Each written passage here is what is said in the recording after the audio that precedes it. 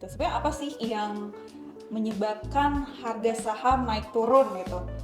Lu better cari perusahaan yang income itu dolar, make sense nggak? Iya, benar. Karena dia nerima uang dolar lebih gede kan Iya. nilainya kan, buat dia, betul nggak sih?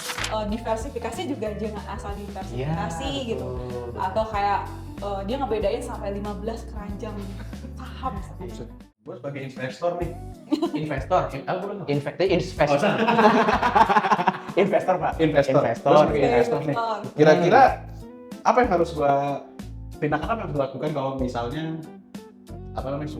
suku bunga naik, terus juga nilai tukar rupiah juga tuh, kalau sebagai investor itu apa yang harus dilakukan? Pertanyaan gua, lu ngelihat ngaruhnya seperti apa ke IHSG atau ke harga saham ketika rupiah melemah alias dolarnya lagi naik? Kalau sejauh ini ya merah sih, merah nggak sih? Iya nggak? Oh jadi US, dolar tadi ya? Dolar. Lagi naik, ISG-nya. Ya, malah gimana sih ngomongnya? Benar nggak sih? Gue ribet-ribet. Dolar naik harganya di kita di konversinya, Iya. artinya rupiah melemah dong Iya. nilainya, Iya. nilainya Nilainya melemah. lemah. Sahamnya, Sahamnya harusnya juga ya. yang lu lihat gimana? Yang lu rasakan di portofolio lu nih saat ini? Yang ada enggak sih? Iya, betul. Ada yang benar, ada yang enggak. Pun gue juga kayak gitu sih. Berarti kalau gue bisa simpulin, kalau untuk menabung saham sebagai investor juga untuk mengantisipasi terhadap nilai tukar rupiah, terus Iya, juga sebagai kurs gitu juga ya. kurs juga BI rate yang waktu itu kemarin juga kan berarti tergantung dari sektor. Apa BI rate nih maksudnya? BI rate Apa sih mas BI? Mantep bener nih emang. apa? Biar kan suku bunga Suku BI, bunga acuan. Oke. suku bunga acuan Indonesia ya. Nah, balik lagi kita ngomongin dulu ke BI rate dulu sebentar. Kenapa jadi acuan juga itu BI rate? Apakah suatu saat akan bisa turun? Ada hubungannya nggak sih sama tadi nilai return tabungan? Ya, dan tabungan. Oh, iya. Nah, Nilai terus keuntungan tabungan? akankah Iya. kan selama ini kan yang kita tahu BI rate kan naik dari 4 berapa tuh? Udah waktu kemarin 75. 475, Nah, terus naik jadi 5,25, jadi 5,5 dan sekarang 5,75. Dan yang terbaru dipertahankan di 5,75. Stay 575. Nah, kalau menurut kalian mungkin nggak bisa turun di bawah 475? Mungkin. Kenapa? Kalau lu tanya mungkin enggak, gue bisa jawab mungkin. Kenapa? Semakin bagus kondisi ekonomi suatu negara, ya kan mata uangnya juga semakin kuat, betul nggak? Ya. Maka dia akan semakin kokoh dibanding mata uang yang lain, Oke. ya kan? Jadi kalau dari sekarang 18.000, mudah-mudahan bisa turun sampai ke di bawah 17.000 mungkin kalau dia terus menguat ya. Oke. Harapan dan doa kita guys, Oke. ya kan? Ya. Itu cerminan dari ekonomi negara. Semakin kuat mata uangnya, semakin kuat ekonominya. Jadi kalau bilang mungkin nggak turun di bawah 475, mungkin dengan dari apa? Selalu positif tentunya. Jadi tadi balik lagi ke pertanyaan barang-barang ya gitu. Sebenarnya apa sih yang menyebabkan harga saham naik turun gitu? Tadi kan kalau dari situasi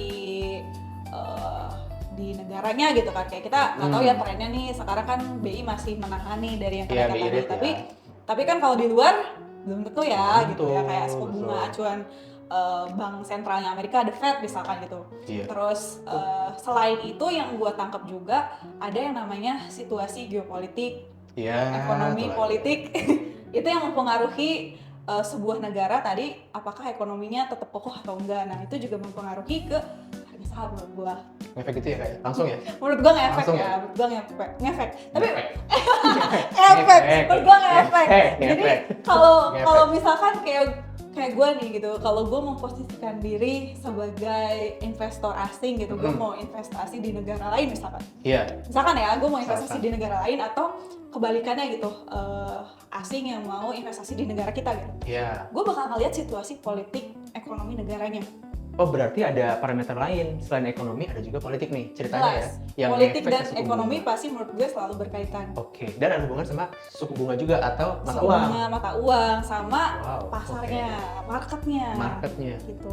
Dan pada akhirnya akan hubungan sama harga sahamnya. Harga saham, karena balik lagi ke suatu negara dipimpin oleh sebuah, misalkan kalau di kita presiden ya, Iya. itu kan dia melakukan atau mengeluarkan kebijakan-kebijakan ya, Iya, politik segala betul, macam betul. gitu.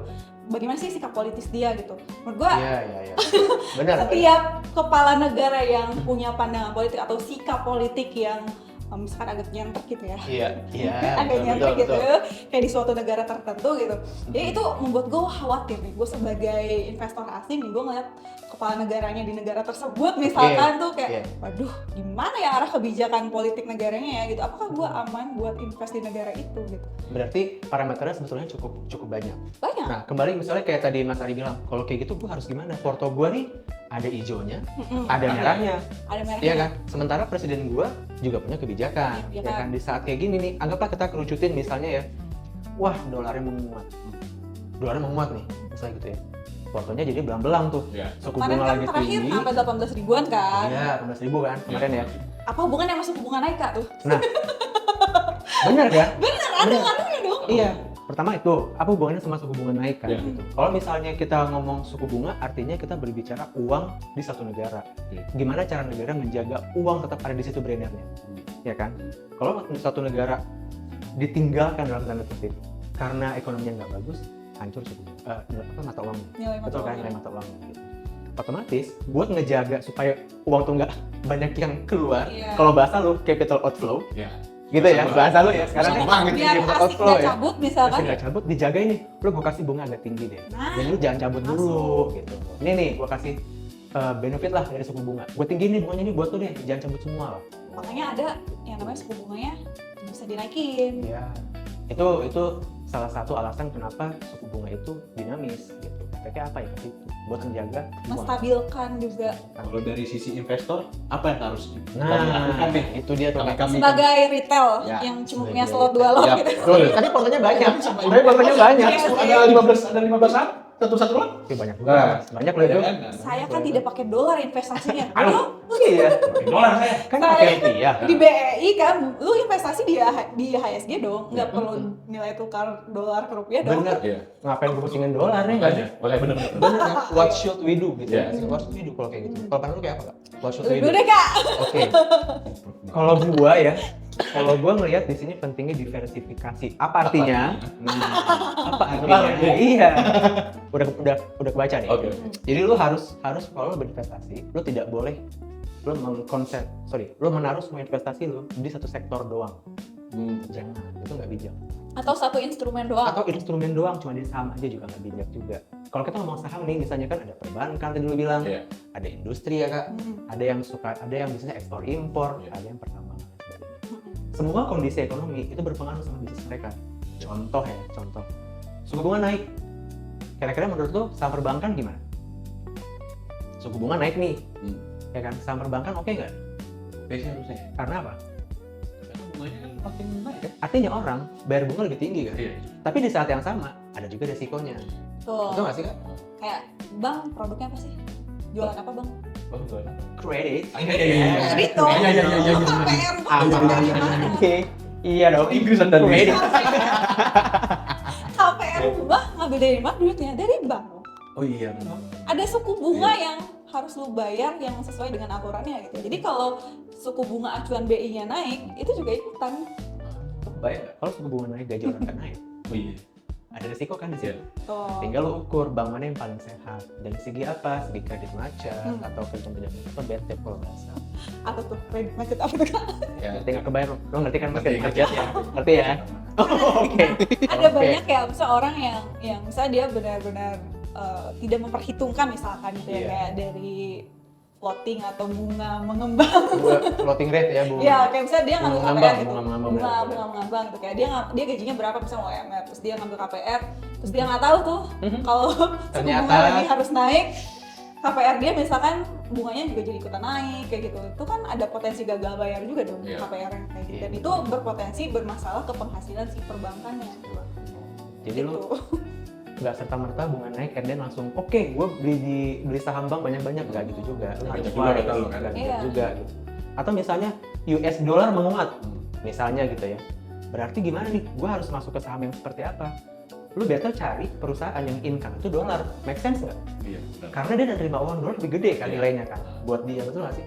Secara laba jadi makin gede, Emang dia ngejual apa ke asing nggak? macam-macam.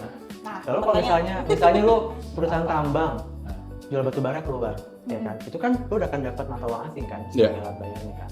Ketika US lagi naik, lu oke tuh. Lu oke. Oh iya masuk. Di sisi lain, Benar-benar. yang lu perlu hati-hati adalah perusahaan yang bahan bakunya dia beli dari luar pakai dolar, jadi mahal. Yang butuh impor, bahan baku. Misalnya impor kalau gitu. yang Misalkan mie instan ya, oh iya tuh, gandum kan rata-rata impor ya gitu. impor tuh. Gandum, gue pengen sebut nama ini lagi, refleks tadi gue pengen ngomong Jangan nama dong. produknya ya, sorry mohon maaf Mie ya. instan kan Iya, pakai mie gandum instan. ya, Iya, kecuali iya, mie misalnya instan mie beras instan. orang ya, beda. Itu lain, benar. Itu beda gitu. Itu kan langsung efek. Kenapa? Karena akhirnya bahan baku dia jadi makin mahal. Bahan baku makin mahal, harga jual tidak berubah, untungnya makin dikit, makin kecil, Betul. makin nggak oke kan. Makanya emiten-emiten atau saham-saham FMCG nih, apa sih FMCG itu? fast moving consumer goods. Oh, Jadi fast barang moving. yang cepat keluar masuknya kayak yang ada di swalayan, yang di minimarket, itu kan yang instan-instan itu kan produk-produk yang butuh apa namanya, produksinya kan bahan bakunya nggak satu dua ya Ya, gitu, itu dan banyak nggak ya. semuanya ada di Indonesia gitu, mereka harus impor. Impor. Kayak gitu. Iya, itu repot tuh. Jadi nyari keuntungannya tuh benar-benar tricky sih perusahaan yang kayak gitu. Apalagi lu harus cek perusahaan yang lu pegang sekarang, utangnya pakai mata uang apa. Tuh. Oh, kalau rupiah kenapa, kalau dolar kenapa? Kalau USD lagi mahal, ya kan rupiah lagi melemah, Oke. utang dia pakai dolar. Dia bayar bunga pakai apa? Pakai Oh iya, dolar. iya, dolar. Iya, Makin jadi gede keuntungannya bebannya. makin tipis. Makin tipis karena harus lagi. Nah, kalau keuntungan makin convert. tipis, kinerja makin turun, berarti harga sahamnya secara umum kan juga melemah. Lagi kalau yang orang yang invest di situ terus kayak, aduh, gua nggak confidence lagi nih walaupun buat Ya. long term gitu kan, bisa aja cabut gitu, dan itu ngaruhin harga sahamnya Sahamnya langsung. karena dia ngejual gitu. Ya, jadi kalau gua satu kata adalah diversifikasi itu penting. Ya, lo harus lihat banyak sektor lah, jangan cuma satu sektor ya kayak atau satu instrumen. Jangan juga sih. Dan tapi perlu di note juga gitu, kalau misalkan yang gue pelajari gitu ya, mau tanya-tanya juga nih ke yang udah sukses buat investasi di saham gitu ya, katanya diversifikasi juga jangan asal diversifikasi Ya, gitu, atau kayak dia ngebedain sampai 15 keranjang saham, Iya. 15 saham yang berbeda-beda atau Iya. sektor yang berbeda-beda gitu, tanpa dia nggak tahu nih resikonya yang beda-beda. Siapa tahu kan di saat situasi yang sama, misalkan yang kedampak 5-5 ya, Bisa jadi tuh Kak. Jangan. banyak Bisa jadi kan. dari 15 Bisa bisa jadi 15-15 nya kedampak, dia bisa apa Benar. gitu. Benar. Jadi harus tetap ada yang defensif. Defense. Makanya iya, jadi di situasi yang kayak gitu kita tetap bisa bertahan. guys. Benar. Tuh. Paham akan portofolio lu itu pentingnya luar biasa. Jadi kalau mau diversifikasi itu ya nggak usah terlalu banyak juga, tapi lu paham bisnisnya gitu. Setiap kapan yang lu beli ya bahasa kita ya gitu ya. Lu harus benar-benar paham ini orang untungnya dari mana, bahan bakunya dari mana, bisnisnya seperti apa, utangnya dalam bentuk apa, semuanya lu harus paham. Supaya ketika ada dinamika suku bunga naik turun ya, turun suku bunga atau mata uang rupiah lagi bergejolak atau tadi Atau kepastian politik suatu negara lagi nggak oke, gonjang-ganjing. gonjang-ganjing.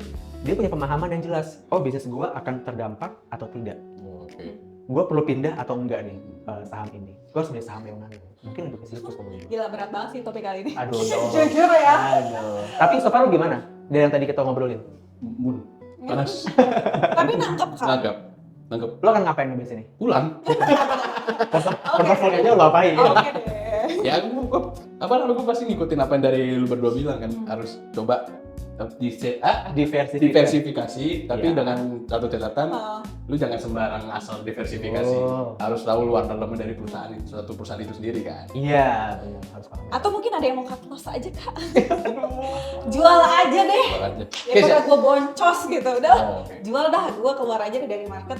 Juga ada yang Ada decision seperti itu gitu. Jadi kita kembalikan lagi ke masing-masing dan profil risikonya masing-masing. Yes, Oke. as always do our own research ya kak. Yoi. Tagline kita. Disclaimer, tidak rekomendasi jual beli. Bukan rekomendasi Ini untuk jual. ilmu ya kawan-kawan semua ya. Ini Ya, diskusi. ini ilmu Aduh. diskusi.